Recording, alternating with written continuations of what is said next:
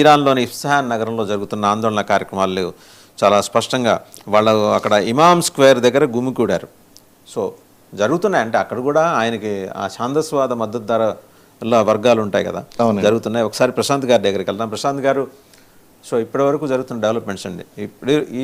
ఇప్పుడు ఇజ్రాయెల్ ముందున్న టాస్క్ ఏంటి? ఎందుకంటే political administration, political regime change చేయడానికి అమెరికా నిరవధికంగా కష్టపడుతూనే ఉంటుంది. ఇజ్రాయెల్ ముందున్న టాస్క్ ఎందుకంటే 3 ఉగ్రవాద సంస్థలను నిర్జించే ప్రయత్నం ఇప్పుడు గనక చేయకపోతే మళ్ళీ అవి పడగిప్పే ప్రమాదం, బుసకొట్టే ప్రమాదం స్పష్టం. Hamas, Hezbollahs and Houthis most అన్ఆర్గనైజ్డ్గా ఉంటారు వాళ్ళు.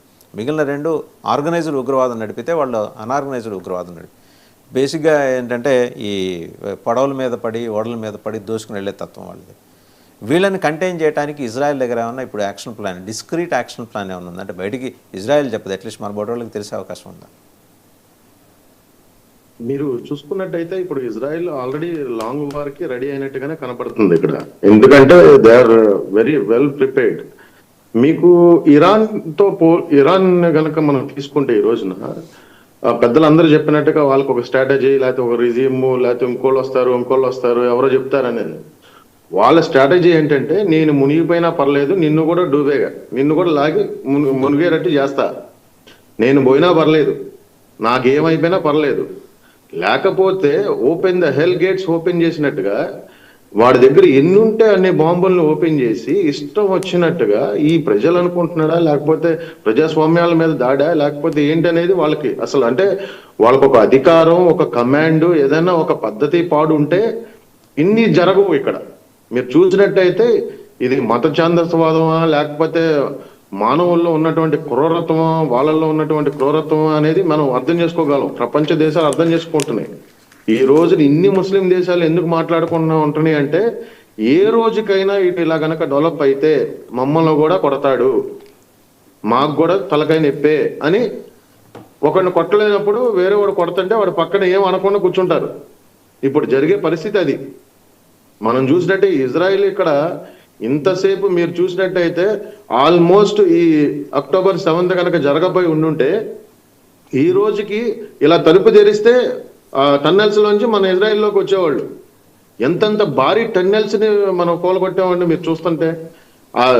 ఒక పాలస్తీనా, గాజా నుంచి డైరెక్ట్ టెల్ అవీవ్కి. ఇక్కడ నాకు ప్రశ్న అండి ప్రశాంత్ గారు, మీరు been there since a long time in Israel. అంతలా టన్నెల్స్ తవ్వుతుంటే ప్రపంచం మొత్తానికి ఇంటెలిజెన్స్ అందించే మొస్సాద్ ఏం చేసిందండి? మీకు ఇక్కడ ఒక చిన్న విషయం వివరించాలి. ఎందుకంటే ఈ పర్టికులర్ గ్యాప్ ఏదైతే ఈ 2023 ఈ పర్టికులర్ గ్యాప్ ఉందో, ఇజ్రాయెల్లో అంతర్యుద్ధం లాగా కొంత ఈ సుప్రీం లీడర్ మన ఎవరైనా న్యాయ వ్యవస్థని చేంజ్ చేయాలి, లేకపోతే ఎవరైతే ఉన్నారో సుప్రీం జడ్జి ఉన్నారో ఆయన్ని కాకుండా ప్రభుత్వమే ఒక ఇదిలాగా అవ్వాలి అనే ఒక చిన్న ట్రాన్సాక్షన్ తీసుకొచ్చే టైంలో కొద్దిగా ఎడబాటు ఉంది అక్కడ. అంటే వాళ్ళ మధ్య గ్యాప్ వచ్చింది. ఆ కొద్దిగా గ్యాప్ లో ఆల్రెడీ బైడెన్ ఉన్నప్పుడు వాళ్ళకి ఫండ్ వదలటం జరిగింది. తర్వాత ఆ ఫండ్ని తీసుకుని ఇమీడియట్ గా ఇరాన్ యాక్షన్ లోకి దిగిపోయింది. వాళ్ళు మొసాద్ ఫెయిలియర్ కాదు, లేకపోతే ఇంకోటి కాదు, వాళ్ళ కమ్యూనికేషన్ గ్యాప్ అది. ఆ డార్కెస్ట్ అవర్ లో, ఒక వీకెస్ట్ అవర్ లో చేసుకున్నటువంటి పని అనమాట ఇది. అంతే, మొసాద్కి తెలియకుండా ఉంటుందా? లేకపోతే ఇన్నిసార్లు మీరు ఫస్ట్ నుంచి చూస్తే ప్రతిసారి ఇలాంటి అటెంప్ట్ చేయటం, వీళ్ళు దాన్ని డిస్ట్రాయ్ చేయటం, రోజు ఇదే పని, రోజు ఇదే పంచాయతీ. ఇప్పుడు మనకి ఇంటి దగ్గర కనుక మనం ఒకటి దారిలో నడుచుకుంటే వెళ్తున్న కోడి మీద, కుక్క మీద పెట్టి తిట్టేటట్టుగా వీడు పద్దాక వెళ్ళేటప్పుడు ఎవరినో కొన్ని పొడవడం, మళ్ళీ తగాదా, మళ్ళీ పెట్టుకోవటం. ప్రపంచ దేశాలకి ఇజ్రాయెల్ పెద్ద బూచిలాగా చూపించి వీళ్ళందరినీ చంపేస్తుందని చెప్పటం.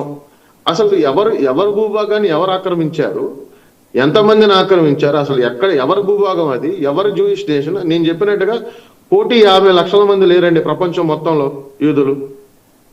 1,50,00,000 మంది ఇప్పుడు ఉన్నటువంటి లెక్క ప్రకారం. వీళ్ళ భూభాగానికి వీళ్ళే డబ్బులు ఇచ్చి కొనుక్కొని వీళ్ళే వెనక్కొచ్చి వీళ్ళు ఇవన్నీ ఇప్పుడు మీరు చూస్తే అభివృద్ధిలో ఇంత ముందంజలో ఉంది. మనం పిఎం మోడీ గారు మరి ఇక్కడికి వచ్చారు అంటే ఆయన ఊరికినే వస్తారా? 16 సంబంధించినటువంటి అంటే అన్ని రంగాల్లో వాళ్ళు సైన్ చేసి, టెక్నాలజీ, సైబర్ టెక్నాలజీ, తర్వాత అగ్రికల్చర్, మీరు ఏది తీసుకున్నా కూడా అన్నిట్లో సైన్ చేసుకుని ఆయన ఇంత దూరం వెళ్ళాడంటే ఒక భారతదేశం లాంటి దేశం ప్రధానమంత్రి ఆలోచన లేకుండా ఇజ్రాయెల్తో వస్తారండి? వాళ్ళందరూ ఏంటంటే తెలియకుండా మనోడు వెళ్ళాడు అక్కడికి, అది ఇదని ఏదో పిచ్చి మాటలు మాట్లాడుకుంటా వాళ్ళకు జియో పొలిటికల్ అంటే అసలు ఏం జరుగుతుంది, మనకు ఎవరి ద్వారా, మనకు వచ్చిన లాభం ఎవరి ద్వారా వస్తుంది? మీరు పాలస్తీనా వెళ్తే మనం డబ్బులు పెట్టాలి, మనం సపోర్ట్ చేసామంటే మనం ఏడు పంపించాలి. మీరు చూసినట్టయితే ప్రతి పాలస్తీనా ప్రతి విలేజ్ లో కూడా అమెరికన్ స్కూల్స్ ఉంటాయండి, వాళ్ళకి డబ్బులు ఇస్తారు, అమెరికన్ ఫండ్ ఉంది, అది చదువుకొని పెద్దగా బాగా బాగుపడచ్చు. But here they don't do anything. ఎంతసేపటికి ఇజ్రాయెల్ చచ్చిపోవాలి, అమెరికా చచ్చిపోవాలి, ఇజ్రాయెల్ చచ్చిపోవాలి, అమెరికా చచ్చిపోవాలి. ఈ మాట తప్పితే ఎలా అభివృద్ధి చెందుదాం, ఇద్దరు కలిసి ఎలా ముందుకెళ్దాం అనే మాట్లాడలేము. ప్రశాంత్ గారు మళ్ళీ వస్తాం. ఇదే ఒకసారి కల్నల్ పరం దగ్గరికి వెళ్ళాం. కల్నల్ పరం గారు, సో దేశవ్యాప్తంగా భారతదేశంలో కూడా షియా ముస్లిం వర్గాలు నిరసన చేపడుతున్నాయి. ఇరాన్లోని ఎఫ్సహాన్లో ఇప్పుడు బహుశా న్యూక్లియర్ ఫెసిలిటీస్ని ఏమన్నా మరి ఇవాళ రేపట్లో వాటిని స్వాధీనం చేసుకునే అవకాశం ఉందా? ఎందుకంటే ఎఫ్సహాన్లో ఇంతమంది జమ అయ్యారంటే చూశారు, ఇంతకంత లార్జ్ క్రౌడ్ ఉంది, తేలిగ్గా తీసేయాల్సిన విషయం కాదు. ఇప్పుడు అది చాలా స్ట్రాటజికల్గా వీళ్ళకి రెండు దేశాలకి ఇంపార్టెంట్. అక్కడ ఎన్రిచ్మెంట్ అవుతోంది. ఇంకో వారం 10 రోజులు వాళ్ళు దేవర్ రెడీ టు మ్యానుఫ్యాక్చర్, ఆ బాంబు తయారీ అయిపోతుంది, ప్రొడ్యూస్ చేయబోతున్నారని అది అయ్యారు. అంత సాలిడ్ ఇన్ఫర్మేషన్ ఉంది కాబట్టి అంత పట్టుదలగాను అంతగా వెళ్ళి చేశారు. ఏమన్నా స్వాధీనం చేసుకుంటుందా ఈ ముఖ్యమైన 4 న్యూక్లియర్ ఎన్రిచ్మెంట్ ఫెసిలిటీస్ ఉన్న ప్రాంతాలని అమెరికా సైన్యం? ఒక విషయం చెప్పాలంటే last years attacks, June 2025 attacks were very very successful అండి.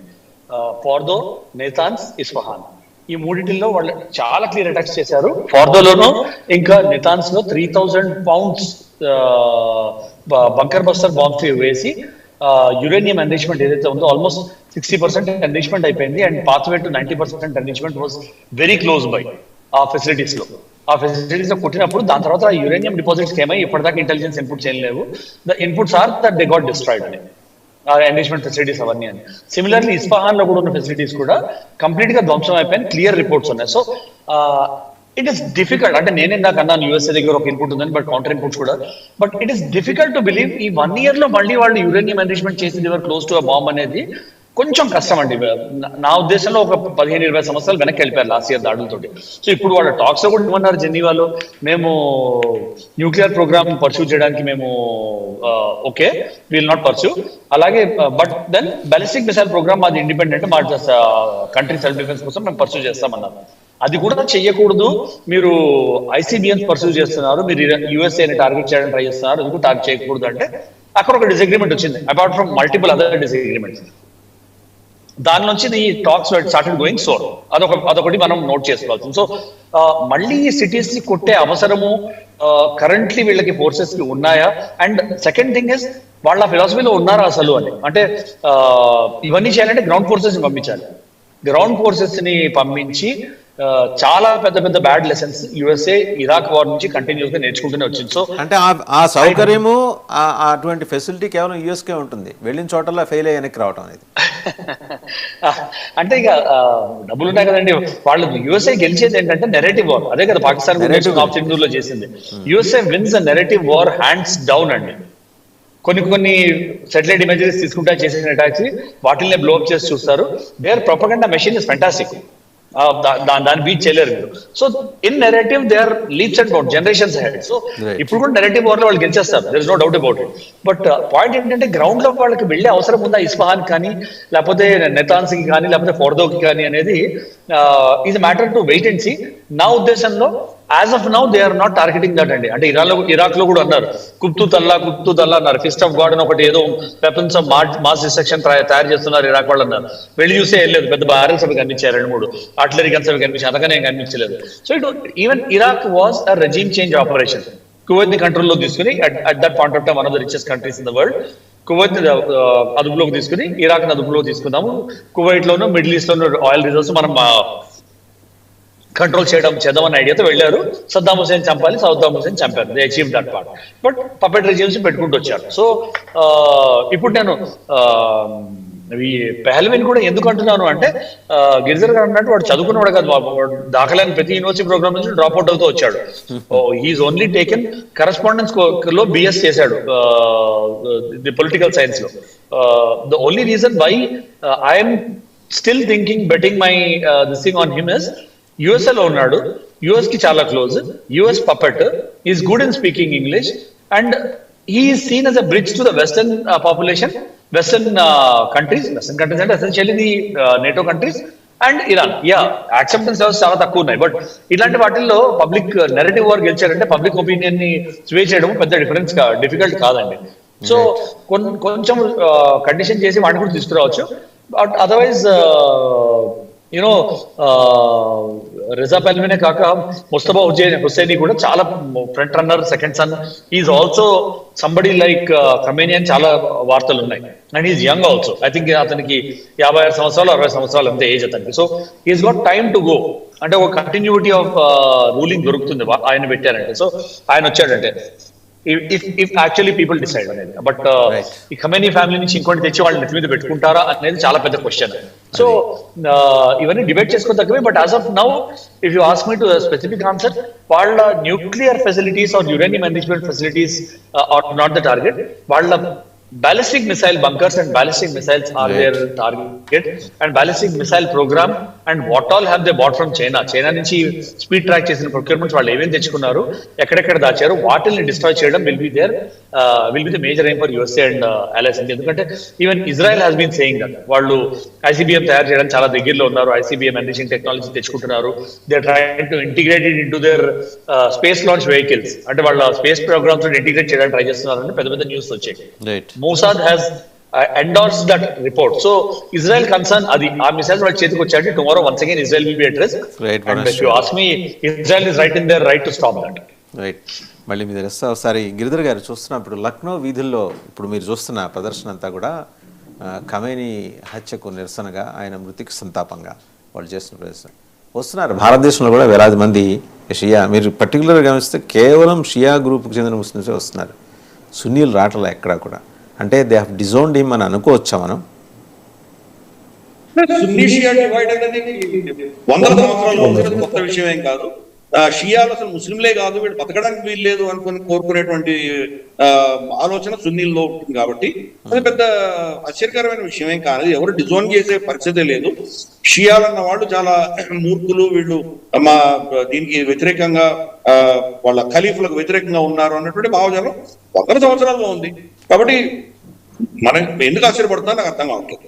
ఇంకొక విషయం దీంట్లో 2-3 విషయాలు ఏంటంటే, మొదటిది మనం నైతికంగా ఒక ఇజ్రాయిలే చాలా అద్భుతంగా చేసింది అని అనుకుంటే కనుక, వాళ్ళ బాంబింగ్ లో 100 మంది పైబడి ఒక స్కూల్లో ఆడపిల్లల స్కూల్ మీద బాంబు పడి చనిపోయారు, పిల్లలందరూ చనిపోయారు. మరి దానికి కూడా సమాధానం చెప్పాలి కదా ఇజ్రాయెల్. సో అందుకని ఇక్కడ ఈ అంశంలో ఇజ్రాయెల్ కావచ్చు, ఇరాన్ కావచ్చు, ఎవరు కూడా నైతికంగా ఒక హై గ్రౌండ్ తీసుకునేటువంటి పరిస్థితి లేదు. ఇద్దరు కూడా దీంట్లో నేకెడ్ గా నిలబడి ఉన్నారు. ఇద్దరు తప్పులు చేశారు, వార్ క్రైమ్స్ ఇద్దరి మీద ఉన్నాయి, అది ఫస్ట్ అర్థం చేసుకోవాలి. రిటాలియేట్ చేసేటప్పుడు దీంట్లో నైతికతలు పక్కన పెడతాం. ఆబ్వియస్లీ ఒక దేశం మీద దాడులు చేస్తున్నప్పుడు విచక్షణ లేకుండానే దాడులు చేస్తున్నాం కాబట్టి ఇరాన్ ఒక్క నిమిషం గిరిధర్ గారు, మీరు ప్రస్తావన చేసిన మినాబ్లోని షజారా తయాబా స్కూల్ పిల్లలు చనిపోయారు. ఒక తండ్రి తన కూతురి పాఠ్య పుస్తకాలు అవి ఆ బ్యాగ్ తీసుకొని చెక్ చేసుకుని ఎమోషనల్గా ఆనవాళ్ళు కూడా దొరికిండకపోవచ్చు, బాధపడుతున్న దృశ్యం, వేదన చెందుతున్న దృశ్యం. అంటే ఇది హ్యూమన్ టచ్ ఉన్న యాంగిల్. మనం ఇరానా, ఇజ్రాయిలా, ఇంకో దేశం అవన్నీ కాదు, హ్యూమన్ టచ్. ఒక బిడ్డను కోల్పోయిన తండ్రి ఆవేదన అక్కడ మనం చూస్తున్నాం. యుద్ధం అన్న తర్వాత ఇవి జరుగుతాయి, మనకు అటు ఇటు రెండు జరుగుతాయి. సో అన్ని దేశాల పక్షాన మనం చూసామంటే, ఇరాన్ యాంగిల్ లో చూస్తే కనుక ఈ అంశాలు ఉన్నాయి. ఇజ్రాయెల్ యాంగిల్ లో చూసామంటే October 7th అతి కిరాతకంగా ఎందుకంటే మన ప్రైమ్ మినిస్టర్ కూడా ఇట్స్ బార్బారిక్ యాక్ట్ అన్నారు. ఆయన ఓపెన్ గా వాళ్ళ పార్లమెంట్కి వెళ్ళి చెప్పాడు ఆయన. వాళ్ళ చిన్న చిన్న పిల్లల్ని, అమ్మాయిల్ని వాళ్ళ స్తనాలు కట్ చేసి వాళ్ళని రేప్ చేశారు. చిన్న చిన్న పిల్లల్ని తీసుకెళ్లి మైక్రోవేవ్ లో పెట్టి వాళ్ళని పతికుండగా కాల్చారు. అంతటి కిరాతకంగా వాళ్ళని చంపినటువంటి ఉదంతం జరిగిన తర్వాత ఇజ్రాయెల్ కి నైతిక ధార్మికమైన హక్కు ఉంది. ఇటువంటి శక్తులని ఆమూలాగ్రంగా పెకిలించి పడేయడానికి వాళ్ళకి హక్కు ఉన్నది. వాళ్ళు చేసి తీరుతున్నా చేస్తామని చెప్పి వాళ్ళు కంకణ కట్టుకొని చేశారు. కాబట్టి వాళ్ళు గాజాలో ఏం చేశారు, ఇరాన్ లో ఏం చేస్తున్నారు, దానికి వాళ్ళకి జస్టిఫికేషన్ ఉంది, నేను కాదనట్లేదు. అందుకనే ప్రతి దేశానికి వాళ్ళు ఏం చేస్తున్నారు దానికి జస్టిఫికేషన్ ఉంది. ఇరాన్ ఎందుకు చేస్తున్నారు వాళ్ళకి జస్టిఫికేషన్ ఉంది. ఎవరైనా యునైటెడ్ నేషన్స్ సెక్యూరిటీ కౌన్సిల్ ఏమైనా అప్రూవల్ ఇచ్చిందా, దీనికి ఏమైనా ప్రపంచవ్యాప్తంగా దీని గురించి చర్చ జరిగిందా, వాళ్ళకి ఏమైనా నోటీస్ ఇష్యూ చేశారా, చర్చలు జరుగుతుండగా మధ్యలో ఎందుకు యుద్ధం చేశారు? సో ఇవన్నీ ఇరాన్ కి వాళ్ళ వాళ్ళకి కరెక్ట్ గానే ఉంది. దీంట్లో మొత్తం మాస్టర్ మైండ్, నిన్న కూడా చెప్పాను, మొన్న కూడా రీసెంట్ కూడా చెప్పాను మీకు, బెంజమిన్ నెతన్యాహు యొక్క మాస్టర్ మైండ్. అమెరికా ఇంతవరకు కూడా రిజీమ్ చేంజ్ కి సుముఖంగా లేదు. ఫస్ట్ టైం డొనాల్డ్ ట్రంప్ ని వాడుకొని ఎక్స్టీన్ ఫైల్స్ కావచ్చు, లేదా అంతర్గతంగా టారిఫ్ల అంశంలో అతను దెబ్బతినడం కావచ్చు, ఒక వీక్ మూమెంట్ చూసుకుని బెంజమిన్ నెతన్యాహు అమెరికాని ఈ యుద్ధంలో దించాడు. రెండు, ఇందాక చెప్పినట్టు ఫస్ట్ ఇజ్రాయెల్ అటాక్ చేసి, ఇంకా చర్చలు జరుగుతుండగానే ఇజ్రాయెల్ వెళ్ళి అటాక్ చేసి, ఇజ్రాయెల్ వెళ్ళి అటాక్ చేసిన తర్వాత చాలా మూర్ఖంగా డొనాల్డ్ ట్రంప్ మేమే దాంట్లో ఇన్వాల్వ్ అయ్యామని చెప్పుకుంటున్నాడు, తన క్రెడిట్ తీసుకునేటువంటి ప్రయత్నం చేస్తున్నాడు. కానీ ఇజ్రాయెల్ యొక్క మాస్టర్ స్ట్రోక్. చాలా కాలంగా చుట్టుపక్కల రెజీమ్స్ అన్ని చేంజ్ చేయాలి. మనకు ఇరాక్ లో రెజీమ్ చేంజ్, సిరియాలో రెజీమ్ చేంజ్, జార్డన్ లో రెజీమ్ చేంజ్, అలాగే మనకు ఇరాన్ లో రెజీమ్ చేంజ్, ఇలా సుదాన్, ఇథియోపియా, ఒక 7-8 దేశాలలో రెజీమ్ చేంజ్ చేయాలని చెప్పి బెంజమిన్ నెతన్యాహు గత 25-30 సంవత్సరాలుగా ఆయన ప్లాన్ చేస్తున్నాడు. కాబట్టి ఇది బెంజమిన్ నెతన్యాహు యొక్క మాస్టర్ స్ట్రోక్ కింద మనం భావించాలి, అతని యొక్క సక్సెస్ స్టోరీ. దీనివల్ల ఇజ్రాయెల్ కి లాభం ఉంటుంది కానీ అమెరికాకి లాభం ఉండదు, అమెరికా నష్టపోతుంది. పదే చెప్తున్నాను, రెజీమ్ చేంజ్ ఇప్పుడు కూడా జరుగుతుంది నేను అనుకోవట్లేదు. బహుశా అతనికి ప్రత్యామ్నాయం ఎవరో లార్జియానియో లేకపోతే ఎవరైనా రావచ్చు, మెజెస్కియాన్ రావచ్చు, మనకు తెలియదు ఎవరు వస్తారో. బహుశా రెజీమ్ ని కంటిన్యూ చేస్తారు. రెజీమ్ కి శక్తి ఉండకూడదు, అది మాత్రం వీళ్ళు ఎన్షూర్ చేస్తారు. వాళ్ళకి మళ్ళీ తిరిగి కొట్టగలిగినటువంటి కెపాసిటీని తగ్గించి ఒక బెదిరింపు మళ్ళీ సున్నీ సౌదీ అరేబియా మీద వీళ్ళ మీద బెదిరింపులు చేసేటువంటి ఒక రెజీమ్ వాళ్ళకి కావాలి. ఇన్ఫాక్ట్ ఈ రోజు ఇరాన్ రియాద్ మీద, తర్వాత దుబాయ్ మీద, అబుదాబి మీద, బహ్రెయిన్ మీద బాంబులు వేయడం అనేది అమెరికాకు చాలా లాభసాటి. కాబట్టి అక్కడ రెజీమ్ ని చేంజ్ చేసేస్తే కనుక, ఇలా బెదిరించి వీళ్ళ మీద బాంబులు వేసే శక్తి అక్కడ లేకపోతే కనుక అమెరికా అవసరం వాళ్ళకు ఉండదు. కాబట్టి దాన్ని ఆ రెజీమ్ ని కంటిన్యూ చేస్తారు, వాళ్ళ కెపాసిటీని తగ్గిస్తారు. న్యూక్లియర్ సైట్స్ మీద అటాక్స్ చెయ్యరు, నేను స్పష్టంగా చెప్తున్నాను. నిన్నటి నుంచి కూడా దాడులన్నీ ఎక్కడ దేని మీద జరుగుతున్నాయంటే కనుక పొలిటికల్ ఎస్టాబ్లిష్మెంట్ జరుగుతున్నాయి. ఐఆర్జీసీ మీద జరిగాయి, ఖమేనీ కాంపౌండ్ మీద జరిగాయి, తర్వాత ప్రెసిడెన్షియల్ ప్యాలెస్ మీద జరిగాయి, తర్వాత వాళ్ళ చీఫ్ జస్టిస్ ని చంపేశారు, చీఫ్ జస్టిస్ ని చెప్పారు. కాబట్టి ఇటువంటి పొలిటికల్ యాంగిల్ లోనే వాళ్ళు అటాక్స్ చేస్తున్నారు కానీ, తెహరాన్ ఇటువంటి మేజర్ దాంట్లో అటాక్స్ చేస్తున్నారు కానీ వాళ్ళ స్ట్రాటజిక్ అసెట్స్ టచ్ చేయలేదు. జూన్ లో జరిగిన యుద్ధంలో వాళ్ళ న్యూక్లియర్ కెపాసిటీని కంప్లీట్ నాశనం చేశాము అని డొనాల్డ్ ట్రంప్ ఓపెన్ గా చెప్పిన తర్వాత ఇప్పుడు మళ్ళీ వాళ్ళు న్యూక్లియర్ బాంబ్ చేయడానికి వీల్లేదు, మేము ఒప్పుకోమని ఎలా అనడంలో అర్థమే ఉంది? వాళ్ళ కెపాసిటీ మొత్తం పోయిందని నువ్వే చెప్పావు కదా, ఇప్పుడు మళ్ళీ ఎందుకు అటాక్ చేస్తున్న వాళ్ళని? జస్టిఫికేషన్ లేదు. అందుకనే డొనాల్డ్ ట్రంప్ కి ఈ రోజు ఒక హెడ్ లైన్ కావాలి, తను ఎంత కష్టమైన పరిస్థితుల్లో ఉన్నాడు కాబట్టి ఏదో ఒక సక్సెస్ బయట చూపించాలి. కాబట్టి అంతర్గతమైన విషయాలకి బాహ్య శత్రువులు చూసుకుంటున్నాడు. ఈ యొక్క పరిస్థితిని ఎక్స్ప్లాయిట్ చేసి తన దీర్ఘకాలీనంగా ఆలోచన చేస్తున్నటువంటి ప్లాన్ ని బెంజమిన్ నెతన్యాహు అమెరికాను వాడుకొని అతను సక్సెస్ అయ్యాడు. ఇది అక్కడ జరుగుతున్నటువంటి పరిస్థితి. నెతన్యాహుకు సంబంధించి ఒక ప్రశ్న, నెతన్యాహుకు సంబంధించి ఇప్పుడు ఒక టాల్ లీడర్గా ఆయన గ్లోబల్ లీడర్గా ఎదిగే ప్రయత్నాన్ని చేస్తున్నట్టు అనుకోవచ్చా? ఇప్పుడు ఈ ప్రక్రియలో అమెరికాని మ్యాక్సిమం వాడేశాడని అనుకుందాం, యాజ్ యూ సెడ్ కాసేపు. అలాగని ఇప్పుడు అమెరికాకి ఒక ప్యారలల్గా ఇంకొక పవర్ తయారవుతుంది కదా. అమెరికాకి ప్యారల్ గా పవర్ తయారవడం impossible. Israel is a very small country. America లేని ఇజ్రాయెల్ ఏమీ చేయలేదు, ఆ విషయం మనం అర్థం చేసుకోవాలి. కానీ బెంజమిన్ నెతన్యాహు హమాస్ తోటి సీజ్ ఫైర్ అయిన తర్వాత ఒక చాలా కీలకమైన స్టేట్మెంట్ ఇష్యూ చేశారు. అమెరికా మీద మా డిపెండెన్స్ చాలా ఎక్కువగా ఉండింది, దానివల్ల మేము చేయాలనుకున్న చేయలేకపోయాము. For instance bunker bus bombs కానీ చాలా అంశాలు. కాబట్టి మా ఆత్మ నిర్భరత పెంచుకునే దిశగా మేము ప్రయత్నాలు చేస్తాము, అమెరికాకు ప్రత్యామ్నాయం చూసుకుంటాను ఒక స్టేట్మెంట్ కూడా ఇష్యూ చేశారు. అది long term statement. Short term లో అమెరికాని రీప్లేస్ చేసే కెపాసిటీ లేదు. ప్లస్ బెంజమిన్ నెతన్యాహుని వాళ్ళ దేశంలోనే మోర్ దాన్ 50% విపరీతంగా హేట్ చేస్తారు. నిరసనలు వచ్చి చాలా విపరీతంగా అక్కడ గొడవలు జరిగినాయి. కాబట్టి ప్రతి డెమోక్రసీలో అంతే, మోదీ గారిని హెడ్ చేసేవాళ్ళు ఇక్కడ ఎంతమంది లేరు. కాబట్టి అక్కడ కూడా అలాగే ఉంటుంది పరిస్థితి. చుట్టుపక్కల ఉన్నటువంటి దేశాలు, ఇస్లామిక్ దేశాలు అన్ని కూడాను జ్యూస్ అంటే వాళ్ళకి ఎప్పుడు నచ్చదు, ఎందుకంటే వాళ్ళ మతంలో రాసింది కదా. కాబట్టి వాళ్ళ మత ప్రకారం జూని చంపడం అనేది వాళ్ళకు ఒక వాళ్ళ మతం చెప్పినటువంటి ఒక ధార్మికమైన విషయం. కాబట్టి దాంట్లో ఎవరు పెద్ద మార్పు ఉండదు. ఏదో టెంపరీగా టాలరేట్ చేసి ఏమైనా చేస్తే చేస్తారేమో కానీ లాంగ్ టర్మ్ లో ఆ మతాల్లో ఆ మార్పులు వచ్చేంత వరకు ఈ తేడాలు ఉండవు. కాబట్టి ఇజ్రాయెల్ పరిస్థితి ఏంటంటే చాలా చిన్న దేశం, చుట్టుపక్కల ఇంత రాక్షసీ శక్తులు కూర్చోను, ప్రతి యుద్ధంలో వాళ్ళు గెలవక తప్పదు. ఒక్క యుద్ధం ఓడిపోయినా ఇజ్రాయెల్ పోతుంది. కాబట్టి వాళ్ళకి ఆప్షన్ లేదు, వాళ్ళు గెలిచి తీరాలి. కాబట్టి వాళ్ళు దానికి దృష్ట్యా కాన్స్టెంట్ గా కంటిన్యూస్ గా వాళ్ళ చుట్టుపక్కల ఉన్న దేశాల మీద ప్రెషర్ తీసుకురావడం అన్నది వాళ్ళ ఎగ్జిస్టెన్స్ కి చాలా ఇంపార్టెంట్. కాబట్టి వాళ్ళు చేస్తారు. అమెరికా క్షీణిస్తున్నటువంటి శక్తి కాబట్టి ప్రత్యామ్నాయాలు వచ్చే కొద్దీ దాన్ని ఎలా వీళ్ళు దాన్ని మోడరేట్ చేసుకోవాలన్న దృష్ట్యా రాబోయే దశకాల్లో మనం చూస్తాం. అది ప్రస్తుతానికి అమెరికాని మించి వాళ్ళు చూడలేరు. వితౌట్ అమెరికన్ సపోర్ట్ ఇజ్రాయెల్ మొత్తం గొప్పగొస్తుంది. అదే టెంపరీ, లాంగ్ టర్మ్ చూద్దాం ఏమవుతుంది. రైట్. ఫైనల్గా మేజర్ శ్రీనివాస్ గారు, బహ్రైన్లోని 5-స్టార్ హోటల్ సముదాయమైన క్రౌన్ ప్లాజా మీద ఇరాన్ క్షిపణి దాడి ఏది వదిలిపెట్టట్లా. విజువల్ కూడా చూడొచ్చు మనం.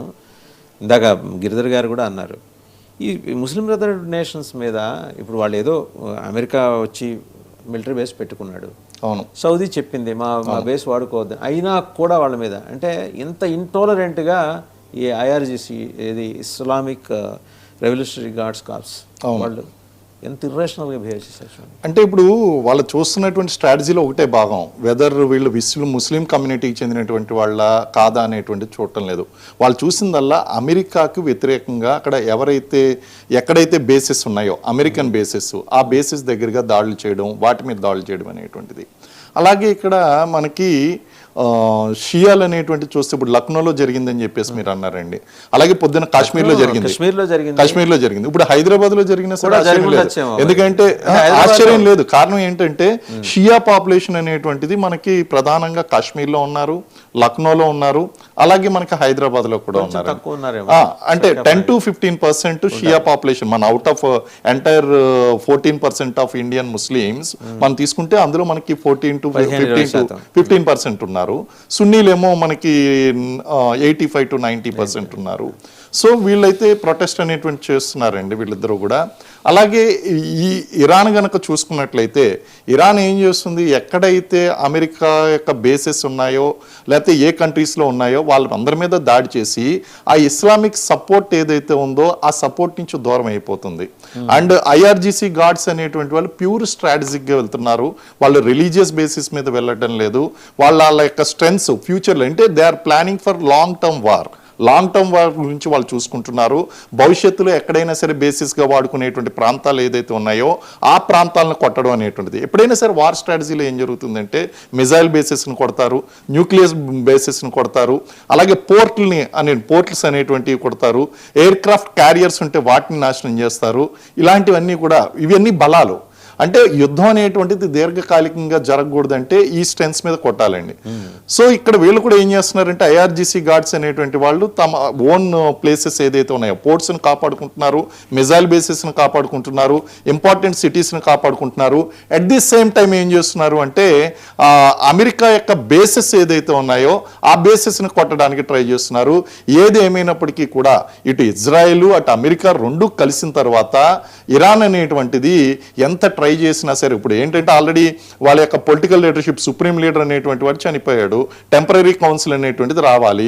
ఇది ఒక అన్సర్టైన్ పీరియడ్లో ఇప్పుడు ఐఆర్జీసీ మీద ఒక రెస్పాన్సిబిలిటీ అనేటువంటిది పెరిగిపోయింది, వాళ్ళ మీద సైకలాజికల్ ప్రెషర్ ఉంది, మొరాల్ అనేటువంటిది డౌన్గా ఉంది.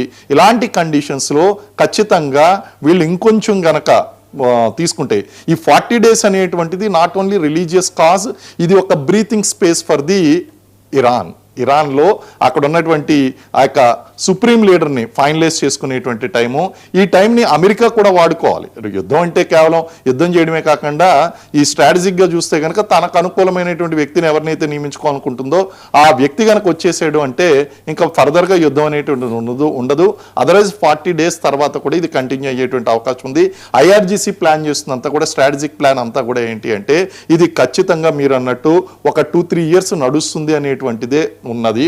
వాళ్ళైతే మాత్రం ఇది వాళ్ళ సుప్రీం లీడరు అంతమైపోవడంతో ఇది అంతమైపోతుంది అనేటువంటి ఒపీనియన్కి అయితే అది రాలేదు. ఒకవేళ వస్తే కనుక అది ఖచ్చితంగా మిలిటరీ లీడర్స్ యొక్క ఫూలిష్నెస్ అవుతుంది. కాబట్టి వాళ్ళు స్ట్రాటజిక్గా ఎన్ని రకాల స్టెప్స్ తీసుకోవాలో అన్ని రకాల స్టెప్స్ తీసుకుంటున్నారు.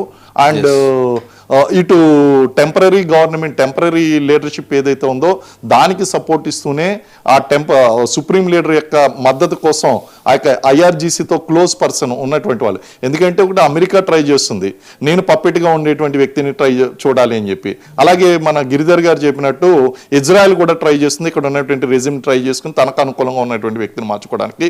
కారణం ఏంటంటే హిజ్బుల్లా నుంచి హమాస్ నుంచి థ్రెట్ ఉంది కాబట్టి వీళ్ళు ట్రై చేస్తున్నారు కాబట్టి తనకు అనుకూలంగా ఉండేటువంటి వ్యక్తిని వాళ్ళు ట్రై చేసుకుంటున్నారు. హమాస్ గురించి హమాస్ నెక్స్ట్ అదే విధంగా ఇప్పుడు ఐఆర్జీసీ కూడా ఏం కోరుకుంటుంది అంటే ఐఆర్జీసీతో క్లోజ్ రిలేషన్ ఉన్నటువంటి వ్యక్తిని కనుక తెచ్చుకున్నట్లయితే ఐఆర్జీసీ స్ట్రెంథన్ అవుతుంది. సో ఎవరి మట్టుకు వాళ్ళు ఏం చేస్తున్నారంటే చెబుతుంటారు snake in your backyard will bite you in the later days అని. అట్లాగా హమాస్ని ఇంకా పూర్తిగా ఒకసారి ప్రశాంత్ గారి దగ్గరకు కూడా వెళ్ళినాం, పూర్తిగా నిర్జించిందా అండి ఇజ్రాయెల్? హమాస్ని పూర్తిగా కంటైన్ చేయగలిగిందా ప్రశాంత్ గారు? అప్పుడే అవదండి. అది ఎట్లా అంటే వాళ్ళ నరాల్లో జీర్ణించుకుపోయింది. ఒకడు చనిపోగానే ఇంకొకడు వాళ్ళ యొక్క స్ట్రాటజీ ఏంటంటే ఇప్పుడు నేను పోయాను అనుకున్న రోజున ఎమ్మటినే వాడి కిందోడికి ఆర్డర్స్ ఉంటాయి, నువ్వు ఏం చేయాలో నీకు ఆల్రెడీ తెలుసు, నువ్వు చంపేయి. నెక్స్ట్ వాడు ఆడికి ఆర్డర్స్ ఇచ్చేస్తాడు అంతే. దానికి ఒక గేమింగ్ లేదు, దాని ఎండింగ్ లేదు. ఎవడొకడు వీడు ఫోటో పెట్టుకుని వాడు హీరో లాగా వాడిని కొలుస్తాడు. ఇప్పుడు వీడు చచ్చిపోయాడు అదే, ఇప్పుడు అక్కడి నుంచి ఇంకొకడు హీరో అవుతాడు.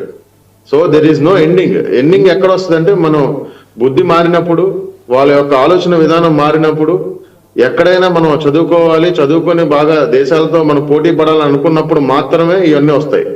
ఇక్కడ మీరు చూసినట్టయితే ఇవాళ జోర్డాన్ దేశం ఉంది, వాళ్ళ యొక్క దృక్పథం ఇజ్రాయెల్ మీద మారిపోయింది. ఇప్పుడు వాళ్ళ పార్లమెంట్ లో లాస్ట్ వీక్ ఇజ్రాయెల్ ని ఎనిమీ అనే పదం నుంచి తీసేసింది. ఆల్రెడీ ఓట్ చేశారు. So Muslim countries Abraham accord చేసుకొని వాళ్ళు కూడా టైప్ అయ్యి ఇజ్రాయెల్ తో వర్క్ చేస్తున్నారు. సో మీరు ఎవరైనా సరే వాడు అభివృద్ధి చెందాలి, ఒకడు ఒక చదువుకునే వాడి దగ్గరికి వెళ్ళి ఇంకోటి కూర్చుంటే వాడికి కనీసం పాస్ మార్కులను వస్తాయి అన్నట్టుగా వీళ్ళు కనీసం వాడితో స్నేహం చేస్తే ఏదో ఒకటి నేర్చుకుంటాడు. పొద్దున్న లెగిస్తే మీరు చంపేయాలి, మనకు ఆడు యూదుడు అంటే ఇది ఇందాక గిరిధర్ గారు అన్నట్టుగా వాళ్ళని చంపడమే ఒక ఇది, వాడికి ఒక ఆనందం. వాడు ఏంటంటే వాడు స్వర్గానికి వెళ్ళిపోతాడు అనుకుంటాడు ముందు. సో ఇవన్నీ ఎవరి స్ట్రాటజీ ఏంటైనా కూడా ఇక్కడ జరిగేది ఏంటంటే అండి, ఫైనల్ గా ప్రజలు ఇబ్బంది పడుతున్నారు. అటు ఇరాన్ లో కానీ, ఇటు ఇజ్రాయెల్లో కానీ, ఇటు ఎనీ కంట్రీలో కానీ. ఈ ప్రజలు ఇబ్బంది పడకుండా ఏం చేయాలనేది పాలకులు ఆలోచించాలి, ఎక్కడున్న పాలకులైనా కానీ ఇక్కడ ఏమవుతుంది, ప్రజల్లో ఉన్నటువంటి భావోద్వేగాన్ని వాళ్ళు రెచ్చగొడుతున్నారు అన్నమాట. వాళ్ళకున్న ఎమోషన్స్ ని ఇంకా రెచ్చగొడుతున్నారు. ప్రతి చోట కూడా జరిగేది అదే. కానీ కాజు లేకుండా ఒకరి మీదకి రావటం, ఒకరిని బార్బరిక్ మీరు చూశారు.